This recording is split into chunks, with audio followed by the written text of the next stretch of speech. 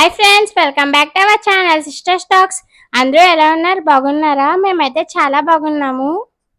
మొన్న Karthika పౌర్ణమిది part 1 post చేశాను కదా, ఇదైతే పార్ట్ 2. అంటే కార్తీక పౌర్ణమి రోజు మేము చేసిన కుంకుమ పూజ, దీపోత్సవం, జలాతోరణం ఇవన్నీ అయితే ఈ వీడియోలో ఉంటాయి. వీడియో అయితే స్కిప్ చేయకుండా ఎండ్ వరకు చూడండి. ఈ పూజలో మనకి అమ్మవారి వెండి ప్రతిమ ఇంకా గోమతి చక్రం అయితే పూజ చేసుకోవడానికి ఇచ్చారు. సంవత్సరం మొత్తం వచ్చే పౌర్ణమి రోజు అయితే గోత్రనామాలతో ఇలా పూజ అయితే జరుగుతుంది. కానీ కార్తీక మాసంలో వచ్చే పౌర్ణమి రోజు మాత్రం అందరూ ఇలా గుళ్ళో విశేషంగా పూజలు అయితే పాల్గొంటారు. పార్ట్ 1 లో చెప్పాను కదండి, స్వామివారిని గ్రామ ప్రదక్షిణ తీసుకెళ్తున్నారని, అందరూ వినాయకుడి పూజకి సిద్ధం చేసుకుంటున్నారని. ఆ రోజు వినాయకుడి పూజతో మొదలు పెడతారు. వినాయకుడి పూజ పూర్తయిన అనంతరం స్వామివారికి రుద్రాభిషేకం ఇంకా లక్ష బిల్వార్చన అయితే జరుగుతుంది. ఆ రోజు మధ్యాహ్నం నుండి అమ్మవారికి సామూహిక లక్ష కుంకుమార్చన అయితే జరుగుతుంది. మామూలుగానే కుంకుమ పూజ అంటేనే విశేషత కదండి, అలాంటిది లక్ష కుంకుమార్చన అంటే ఇంకా విశేషం కదా. అందులోని ఈ సంవత్సరం కార్తీక పౌర్ణమి శుక్రవారం రోజు వచ్చింది కదా, అందుకని స్త్రీలందరూ కూడా అయితే కుంకుమ పూజలో పాల్గొన్నారు. ఓ పక్కన కుంకుమ పూజ జరుగుతూ ఉండగా మరో పక్కన హోమం అయితే జరుగుతుంది. హోమంలో వేసే ప్రోణాహుతి అయితే అందరి దగ్గరికి తీసుకొస్తున్నారు. మేమైతే దాన్ని కొలికద్దుకుని దండం పెట్టుకుంటున్నాము. ఆ రోజు స్వామివారి ఉత్సవ విగ్రహాలను అయితే ఊరేగింపుగా ఊరు మొత్తం తిప్పుతారు. అలా స్వామివారి విగ్రహాలను ఊరు మొత్తం ఊరేగించాక అయితే తిరిగి గుడికి తీసుకొస్తారు. ఈ పూజ అయితే గ్రామ పురోహితులైన రామూర్తి గారు, సూర్బాబు గారి ఆధ్వర్యంలో జరుగుతుంది. మేమైతే వాళ్ళ దగ్గరికి వెళ్ళి ఆశీర్వాదాలు తీసుకున్నాము. సాయంత్రం దీపోత్సవం కోసం శివలింగ ఆకారంలో దీపాలను అయితే సర్దుతున్నారు. ఉత్తి రోజుల్లో ఎలా ఉన్నా కార్తీక మాసంలో పౌర్ణమి రోజు గుడి మొత్తం జనాలతో అయితే కలకలలాడుతూ ఉంటది కదండి. తర్వాత అయితే స్వామివారిని దర్శించుకోవడానికి వెళ్ళాము. స్వామివారిని చూసారా, బిల్వ పత్రాల మధ్యలో ఎలా ఉన్నారో చూడడానికి అయితే నా 2 కళ్ళు సరిపోలేదు. తర్వాత మేము ఇంటికి వెళ్దామని చెప్పి అయితే బయటికి వచ్చాము. ఈ లోపు అయితే జ్వలతోరణాన్ని అయితే నిలబెడుతున్నారు. మేము ఇంటికి వెళ్ళి రెడీ అయ్యి మళ్ళీ వద్దామని అయితే ఇంటికి వెళ్ళాము. మేము వచ్చేసరికి అయితే దీపోత్సవం మొదలైపోయింది. మేము గుడికి వచ్చేసరికి అయితే గుడి అంతా జనాలతో నిండిపోయింది. దీపాలు అయితే వెలిగించుకుంటున్నారు. తర్వాత మా నియోజకవర్గం మాజీ ఎమ్మెల్యే చిల్లా జగిరెడ్డి గారు అయితే దీపోత్సవంలో పాల్గొనడానికి అయితే వచ్చారు. అక్కడ ఆయన కొన్ని దీపాలు అయితే వెలిగించుకున్నారు. తర్వాత నేను మా మున్ను కూడా అయితే కొన్ని దీపాలు అయితే వెలిగించుకున్నాము. మా మున్ను అయితే నా చేతిలో అగరపుల్లని పట్టేసుకుని వాడే ఏదో దీపాలు వెలిగించేస్తున్నంత అలా పట్టేసుకున్నాడు అగరపుల్లని అయితే. తర్వాత నేను కూడా కొన్ని దీపాలు అయితే వెలిగించుకున్నాను. గత కొన్ని సంవత్సరాలుగా మా ఊర్లో కార్తీక పౌర్ణానికి అయితే శివాలయంలో ఇలా జరుగుతుందండి. సంవత్సరానికి అయితే ఏర్పాట్లు చాలా బాగా జరుగుతున్నాయి. ఇంతమంది జనానికి ఏ లోటుపాట్లు లేకుండా ఎక్కడికక్కడ ఏర్పాట్లు అయితే కమిటీ వాళ్ళు చాలా బాగా చేశారండి. గుడి మొత్తం దీపాల వెలుగులో చాలా అందంగా ఉందండి. మధ్యలో దీపం వెలిగించుకోవడానికి కుదరదు కదండి, పెద్దవాళ్ళు అయితే వంగి వెలిగించుకోలేరు కదా, అందుకని ఒక కర్రకి కొవ్వొత్తి అయితే పెట్టి ఏర్పాటు చేశారు. కార్తీక మాసంలో మనం ప్రత్యేకించి దీపం వెలిగించుకోకపోయినా పర్లేదండి. ఎవరైనా వెలిగించింది కొండెక్కిపోయినప్పుడు అది తిరిగి వెలిగించినా మనకు అంత పుణ్యమే వస్తుందండి. నేనైతే ఒకళ్ళు వెలిగించింది కొండెక్కిపోతే అదైతే నేను తిరిగి వెలిగిస్తున్నాను. ఇక్కడైతే సూర్య నమస్కారాలు చేసిన తీర్థ ప్రసాదాలు అయితే ఇస్తున్నారు. మేమైతే ఒక్కొక్కరుగా వెళ్ళి తీర్థ ప్రసాదాలు తీసుకున్నాము.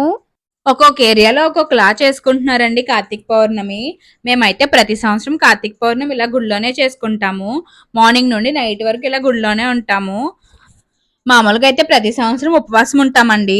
ఈ సంవత్సరం పిల్లలతో ఉపవాసం ఉంటే నీరసం వచ్చేద్దని చెప్పేసి మేమైతే ఉపవాసం ఉండలేదు. మామూలుగా మనం ఫంక్షన్స్ కో మ్యారేజెస్ కో వెళ్తే మనకు తెలిసిన వాళ్ళు ఎవరో ఒకరు కనిపిస్తారు కదండి, అక్కడ ఆగి వాళ్ళతో కాసేపు అయితే మనం ఏదో ముచ్చట్లు పెట్టుకొని సోచి చెప్పుకొని అయితే వస్తాం. అలాంటిది ఇలా కార్తీక పౌర్ణానికి మా ఊరి గుడిలో అయితే రావులపాలెం ఓబలంగా జనాలు మొత్తం కనిపిస్తారు. వాళ్ళతో ఆగి మాట్లాడి ముచ్చట్లు పెట్టుకోవడమే సరిపోతుంది మాకైతే. దర్శనంలో ఏం చూసారా ఎంత ఉందో, రావులపాలెం నుంచి ఓపెన్ దాకా ఉందండి. మేమైతే పిల్లలతో కలిసి ఆ లైన్లోకి వెళ్ళడానికి సాహసం చేయలేదండి. ఇందాక చెప్పాను కదా, పక్కన కుంకుమ పూజ జరుగుతుండగా మరో పక్కన హోమం అయితే జరుగుతుందని. హోమం అయితే పూర్తయింది. అందరూ హోమ ద్రవ్యాలు అయితే వేసుకుంటున్నారు. తర్వాత అయితే మేము కూడా హోమ ద్రవ్యాలు వేసుకున్నాము. ఈ లోపు జ్వలాతోరణం వెలిగిస్తున్నారంటే మేము బయటికి వెళ్ళాము. శివకేశవ భేదం లేని కార్తీక మాసంలో జ్వలాతోరణం దర్శనం చేస్తే సకల పాపాలు తొలగిపోతాయి.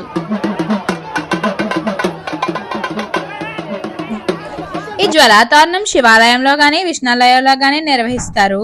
పూర్వం దేవతలు రాక్షసులు అమృతం కోసం సముద్రాన్ని చిలికినప్పుడు ముందుగా విషం అయితే ఉద్భవించింది. ఇది సకల లోకాలను నాశనం చేస్తుందని భావించి దేవతలు పరమేశ్వరుని ప్రార్థించారు. వారి ప్రార్థనలు మన్నించి పరమేశ్వరుడు ఆ విషయాన్ని మింగడానికి అయితే సిద్ధపడతాడు. ఆ విషయం బయట ఉంటే పైలోకాలను, కడుపులోకి వెళ్తే అధోలోకాలను దహించి వేస్తుందని భయపడ్డ శివుడు ఆ విషయాన్ని చేతిలోకి తీసుకొని నేరేడు పండు ఆకారంలో మలుచుకొని ఆ విషయం కంఠంలో అయితే ఉంచుకుంటాడు. అందుకే శివుణ్ణి నీలకంఠుడు అంటారు. ఈ విషయం చూసి భయపడిన పార్వతీదేవి తన భర్తకి ఎక్కడ ప్రమాదం వాటిల్లుతుందో అని ప్రమాద నివారణ కోసం పరమేశ్వరుడితో కలిసి ఇలా అగ్నిజ్వాల కింద నుంచి ప్రతి సంవత్సరం వెళ్తానని అయితే మొక్కుకుంటుంది. శివుడికి ఎటువంటి ప్రమాదం జరగలేదు కాబట్టి ప్రతి సంవత్సరం కార్తీక పౌర్ణమి రోజున ఇలా శివాలయంలో ఇలా జ్వలాతారణం అయితే నిర్వహిస్తారు. శివుడు విషయాన్ని కంఠంలో ఉంచుకున్నాడు మూల శరీరం మొత్తం అగ్నిజ్వాలతో దశించుకుపోతుంది. ఈ జ్వాలను అదుపు చేయడానికే నిత్యం శివుడికి గంగాజలంతో అభిషేకం అయితే చేస్తారు. అందుకనే శివుడు అభిషేక ప్రియుడయ్యాడు. పార్వతీదేవి చేసిన పనికి కృతజ్ఞతగా అయితే ప్రతి సంవత్సరం ఇలా శివాలయంలో జలాతోరణం నిర్వహిస్తారు. ఈ జ్వలాతోరణం ఎలా నిలబడతారంటే ఇటుపక్క ఒక కర్ర అటుపక్క ఒక కర్ర నిలబెట్టి దానికి మధ్యలో ఎండుగడ్డ అయితే తోరణం కింద కడతారు. ఈ జ్వలాతోరణం చూస్తేనే మనకున్న పాపాలన్నీ పోతాయంటండి. యమలోకంలోకి అడుగు పెట్టగానే మొట్టమొదట దర్శనమిచ్చేది అగ్నిద్వారమేనంటండి. ఈ అగ్నిద్వారాన్ని దాటే లోపలికి వెళ్ళాలంట. ఇదే మనకి మొట్టమొదటి శిక్ష అంట. సో మనం ఈ శిక్షను తప్పించుకోవాలంటే ఆ ఈశ్వరుని అనుగ్రహం మనపై ఎప్పుడు ఉండాలండి. ఇలా 3 సార్లు జ్వలాతోరణం కింద నుంచి అటు ఇటు దాటుతూ పరమేశ్వర తండ్రి ఇప్పటి వరకు నేను చేసిన పాపాలు ఏమైనా ఉంటే ఈ మంటలో పడి కాలిపోవాలి. ఇకపై నేను తప్పులు చేసే పరిస్థితి రాకుండా చూడు, నన్ను సన్మార్గంలో నడిపించి తండ్రి అని ఆ పరమేశ్వరుని వేడుకోవాలండి. ఈ జలాతోరణాన్ని కాలిపోగా మిగిలిన గడ్డిని లాక్కుని షాప్ కౌంటర్లో గాని వ్యవసాయాల్లో గాని ఇంటి సూరు పైన గాని పెట్టుకుంటారు. ఇది ఉన్న చోట సుఖ సంతోషాలతో ఉంటారని పెద్దలు అంటారు. జలాతోరణ భస్మాన్ని ధరిస్తే భూతబ్రా తప్పిసాచాల బాధలన్నీ పోతాయండి. ఫైనల్లీ మేము కూడా కొంచెం జ్వలాతోరణం గడ్డిని ఇంకా భస్మాన్ని అయితే సంపాదించాం. ఇవన్నీ అయ్యేసరికి అయితే దర్శనం లైన్ ఖాళీ అయిందండి. మేమైతే దర్శనానికి వెళ్తున్నాము. పౌర్ణమి రోజు ఉదయం నుంచి సాయంత్రం వరకు శివసన్నిధిలో ఉండడం వల్ల టైం ఎలా గడిచిపోయిందో తెలియలేదండి. నాకు చిన్నప్పటి నుంచి కార్తీక పౌర్ణమి ఇలా సెలబ్రేట్ చేసుకోవడమే తెలుసండి. చిన్నప్పుడు అయితే మార్నింగ్ టైంలో స్కూల్కి వెళ్ళిపోయేదాన్ని. ఈవినింగ్ స్కూల్ నుంచి రాగానే మా మమ్మీ గుడికి తీసుకెళ్తాదని చెప్పి గబగబా రెడీ అయిపోయి అయితే మా మమ్మీ వెనకాల గుడికి అయితే వచ్చేసేదాన్ని. ఇప్పుడు నేను మమ్మీని అయిపోయాను కదండి. సో మా పిల్లల్ని రెడీ చేసి నేనైతే వాళ్ళని గుడికి తీసుకొచ్చాను. గుడి అయితే చాలా ఖాళీగా ఉంది. గుడిలో అయితే కొంతసేపు ప్రశాంతంగా కూర్చుందామని అయితే కూర్చున్నాము. ఈ లోపు మా షన్ను నా దగ్గర నుంచి వాళ్ళ పెద్దమ్మ దగ్గరికి, వాళ్ళ పెద్దమ్మ దగ్గర నుంచి వాళ్ళ నాన్న దగ్గరికి అలా నడుస్తుంది. మా షన్ను అయితే ఇప్పుడిప్పుడు అడుగులు వేస్తుంది. ఇందాక చెప్పాను కదండి, గ్రామ పురోహితులైన రామ్మూర్తి గారు ఇంకా సూరిబాబు గారు అయితే ఈ కార్యక్రమాన్ని నిర్వహిస్తున్నారని. వాళ్ళే ఈ భోజనం కూడా పెడతారు. సో దీన్ని మేమైతే బ్రాహ్మణ భోజనం అంటాము. నార్మల్ భోజనం మనకి ఎప్పుడైనా ఎక్కడైనా దొరుకుతుంది కదండి. కానీ ఇలా బ్రాహ్మణ భోజనం ఓన్లీ కార్తీక మాసంలో ఇలా పౌర్ణమి రోజున మాత్రమే దొరుకుతుంది. సో ఎవరైనా అయితే దీన్ని మిస్ కాకుండా వచ్చి చేస్తారు. ఈ భోజనాలు అయితే శివాలయం పక్కన ఎస్ఎస్ కళ్యాణ మండపంలో పెడతారండి. ఒకప్పుడు అయితే శివాలయం గుడి వెనకాల ఉన్న బిల్డింగ్ పైన పెట్టేవారు. అప్పుడైతే క్రౌడ్ తో ఇరుకుగా ఉండేది. ఈ ఎస్ఎస్ కళ్యాణ మండపం కూడా శివాలయం గుడికి సంబంధించిందేనండి.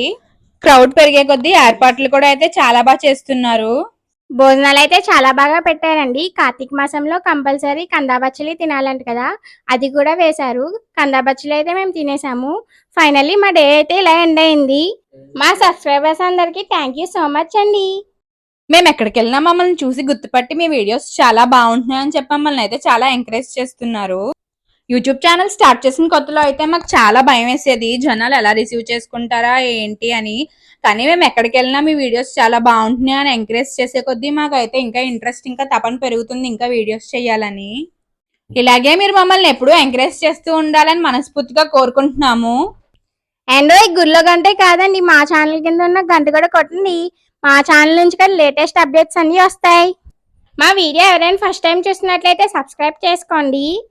మాకు తెలిసిందంతా అయితే ఈ వీడియోలో చెప్పాము. మాకు తెలియనిది ఏమైనా ఉంటే కింద కామెంట్ సెక్షన్లో కామెంట్ చేయండి. Thank you. Bye bye.